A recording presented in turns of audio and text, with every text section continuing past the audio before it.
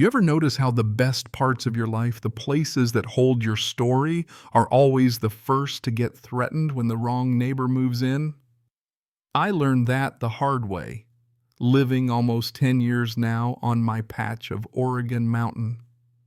Out here, the wind in the old red cedars is what counts as peace. But it only takes one person with too much money and not enough sense to turn that quiet into a battleground. My land's more than just property. It's a scrapbook, towering evergreens, guarding the ridge, a driveway lined with oaks my dad and I planted, and a bench I hammered together with old barnwood, perfect for that first sip of morning coffee when you want the world to stay still just a little longer. See, before all this, I was a private investigator, but these days I restore timber frame houses and design landscape stuff that's supposed to last. I don't cut corners. Not in work, not on my own ground. Maybe that's why Karen Eldridge felt like sand in my shoe from day one. Picture this. She lives on the next hill in a glass palace that looks like a Bond villain's summer home, always with that half smile like she's got the whole valley running on her timetable. The first time we met, she just appeared, white sneakers, sparkling hair perfect, telling me if I took down a few trees along the ridge, I'd have a killer view. Like she was doing me a favor. I said, "They're protected, old growth, they stay." Her lips got thin, but she tried to act breezy, said everyone could enjoy the view if I just cooperated. I pointed out her own mansion's 360-degree view, and she gave a chilly little laugh, but I could see the idea sticking in her mind, like she thought the trees belonged to her already. At first it was just awkward, little encounters. Her SUV parked on the roadside, her standing with some guy in a suit, both of them eyeing my tree line like a couple of surveyors with dollar signs in their eyes. Then the mail started, glossy pamphlets showing mountain homes with no trees, sticky notes about unlocking value, formal letters with her name on the bottom offering to cover vegetation removal to beautify the neighborhood. I ignored her. Out here, if you feed a stray cat, it starts expecting dinner every night. Same thing with nosy neighbors. But Karen wasn't the type to take a hint. I'd catch her tailing me into town, popping up at the feed store, talking loudly about redevelopment plans with her friends at City Hall, always hinting but never saying my name. One morning there she was in my driveway, holding out an apple pie like we were family, grinning and saying we should forget the tree business. Yeah, that happened. But nobody brings over a pie that pretty unless they're trying to sweeten a raw deal. I took it, thanked her, and left it on the counter untouched. Old PI habits die hard. A few days later at the coffee shop, I heard her talking to another couple. She didn't know I was in the corner. She said, with the right adjustments, that property could sell for triple. The key is getting the owner on board or finding a way around him. That was all I needed. This wasn't about the view, it was about flipping land for a fat profit. I decided a trip to Portland for work would give me some space. But the day before I left, she showed up again, no pie, just leaning on my gate, saying, "Safe travels. I'll keep an eye on things." Something in her voice made my skin crawl, but I tried not to dwell on it. 3 days isn't long, right? Yeah, well, 3 days is all it took for her to gut my ridge like a fish. I came home to find the west boundary stripped bare. Where there should have been cedar, fir, and my 2 oaks, there was nothing but open air. The smell of fresh-cut wood was thick in the cold, and sawdust stuck to my boots as I followed the ruts. Big, heavy machines had come through, cut clean, and hauled it all out. I went knocking on neighbors' doors, but most hadn't seen a thing, except Ed, the old logger, who remembered a flatbed with a log trailer rumbling past a couple days earlier. Young guy driving, orange vest, but no plates. That night I just sat at my kitchen table, mug of coffee gone cold, staring at the gap on the ridge. No sleep.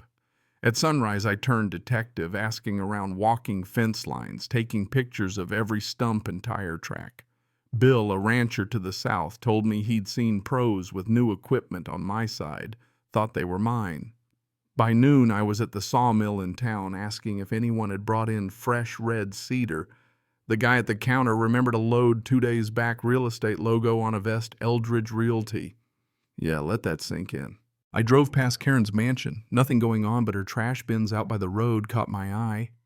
Inside, I found empty gas cans, earplug wrappers, chainsaw chains with sap still on them, and some paperwork with timber removal half visible.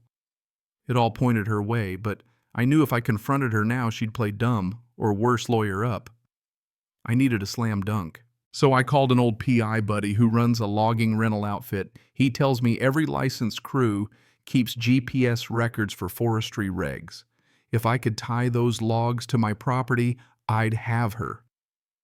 That same night, I get a text from an unknown number, a grainy photo of a log truck on my access road. Turns out it's from Jesse the miller's 16-year-old who'd caught it all on his new drone.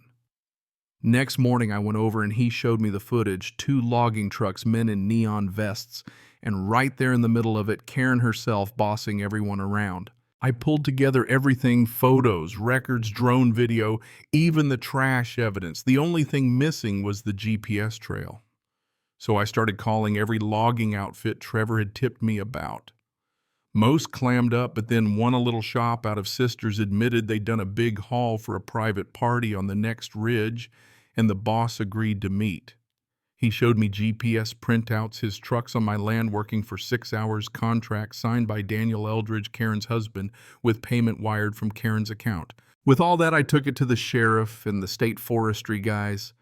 They didn't waste time, formal notices, site inspections, the works. When the forestry inspector walked the line and saw those old oaks cut, he just shook his head. Whoever did this is in for a world of hurt. The case took almost 3 months to reach court, during which Karen played the innocent, blaming it all on a forged permit and some mysterious temp worker. Her lawyer was slick, but the prosecution had the drone video, payment records, and GPS logs. Jesse testified, held his ground when they tried to rattle him. Even got a laugh out of the judge when he said, "You think a kid with a $500 drone can fake this?" The jury didn't buy Karen's act. In less than a day, they found her guilty, unlawful harvest theft destruction fraud. She got 10 years eligible for parole after 6. Daniel got 18 months plus probation, their property seized to cover damages, though nothing would really make me whole. I left court that day feeling lighter, the kind of light you get after a storm finally passes and the air smells clean again. You know what I mean? The land was scarred for a while, but I wasn't about to let it stay that way. I put up a 12-foot fence with steel mesh, planted new cedars and firs, and set up cameras so the next would-be developer gets their face on record before they can blink. Jesse kept dropping by, calling the saplings his trees and flying his drone for new shots. Word about the trial spread fast. Folks started calling it the legend of the West Ridge. Strangers took selfies at my gate where I'd put up a sign, "Trespassers will be prosecuted, trees included." Irony, huh? Karen wanted the ridge cleared for value, and all she did was turn it into a cautionary tale that brought people by, just to gawk at her downfall. Life got back to normal, more or less. Every now and then I'd hear she was trying to appeal from prison, but nobody cared. On summer nights, I'd sit on my old bench between the surviving oaks watching the new ones reach for the sky and realize, yeah, scars heal slow, but sometimes you keep them as reminders. So now I'll ask, where do you draw the line between what's right for the land for your story and what's just someone else's dollar sign? Ever lost something that mattered, then fought like hell to bring it back? Leave a comment. Share your story. Let's see whose idea of justice really sticks out here.